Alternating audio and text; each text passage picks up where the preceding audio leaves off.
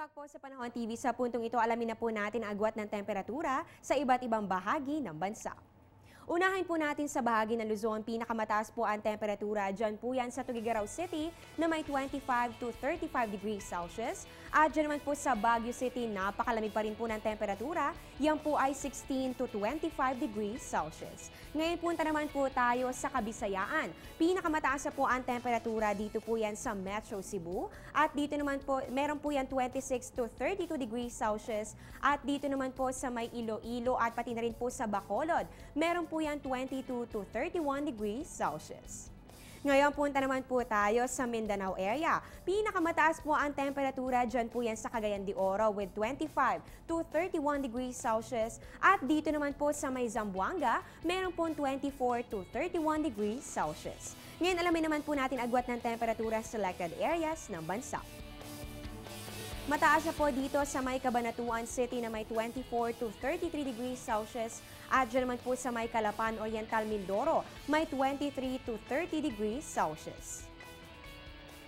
Sa Kidapawan naman po, meron pong 24 to 33 degrees Celsius at dito naman po sa may General Santos City may 22 to 30 degrees Celsius.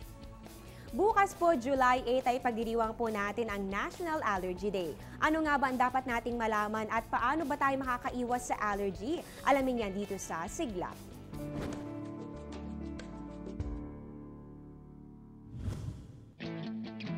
Ayon sa Presidential Proclamation No. 1313, ginugunita tuwing ika-8 ng Hulyo ang National Allergy Day upang mamulat ang sambayanan sa lumalaking problema sa mga allergy. Ayon sa Department of Health o DOH, ito ang pinakakaraniwang chronic condition o pabalik-balik na medikal na kondisyon sa buong mundo. Ang allergy ay ang hindi normal na reaksyon ng immune system sa mga tinatawag na allergen na kadalasang nagmumula sa pagkain, kagat ng insekto, balat ng mga hayop, balahibo ng ibon, pollen ng mga bulaklak, alikabok, mold o alimuog at latex. Walang pinipiling edad ang allergy, ngunit sinasabing mas madalas itong mangyari sa mga bata. Maaari ring magkaroon ng allergy sa paninigarilyo o usok ng sigarilyo, polusyon, impeksyon sa katawan, at hormones. May 3 stage ang allergies at ito ay ang mild, moderate at severe. Ang mga may mild allergy ay nagkakaroon ng mga rashes sa katawan, pangangati at nasal congestion. Moderate allergy naman ang tawag kapag malaking bahagi ng katawan ang nangangati at nagkakaroon ng problema sa paghinga.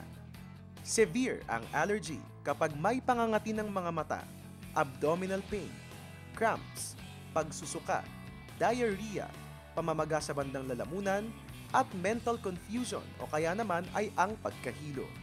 Kadalasang naaapektuhan ng allergic reactions ang ilong, tenga, lalamunan, sinuses, tiyan, balat at baga. Sinasabing nararapat agapan ng allergy dahil maaari itong maging dahilan ng anaphylaxis, ang nakamamatay na reaksyon ng katawan sa mga allergen. Para naman malunasan o malaman ang sanhi ng inyong mga allergy at para hindi ito lumala, nararapat na kumonsulta sa doktor.